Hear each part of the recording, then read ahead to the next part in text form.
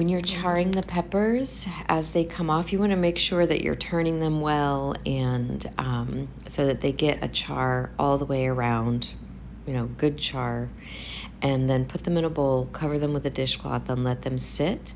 Then you'll take a dry cloth and rub the skin off and that char off. And then you'll take the seeds out, pinch the seeds out, and rinse them under water. You could lay them on a paper towel, dry them, stuff them. If you had a whole bunch of peppers, you could roast all the peppers at once, and you can freeze them before you take the skin off. And when you're ready to use them, then let them thaw out, rub off the skin, rinse out the seeds, and you're ready to go.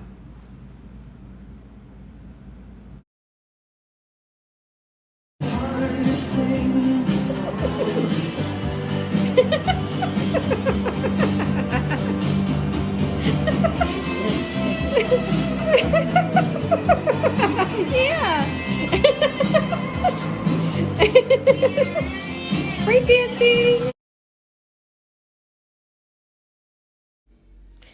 You'll slit each pepper and then pinch out the seeds and rinse out the seeds under water. And right there, the tip of the pepper can break easily if you're not careful. So just be ginger with that. Try not to break the tip of the pepper. It's okay if you do. It's just that the stuffing stays in better if the tip isn't broken.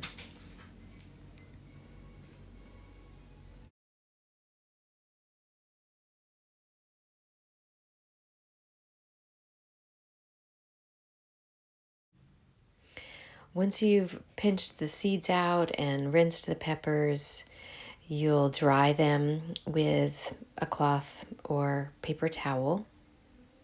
Just be gentle with that. And then as you begin to stuff the peppers, you can wear gloves.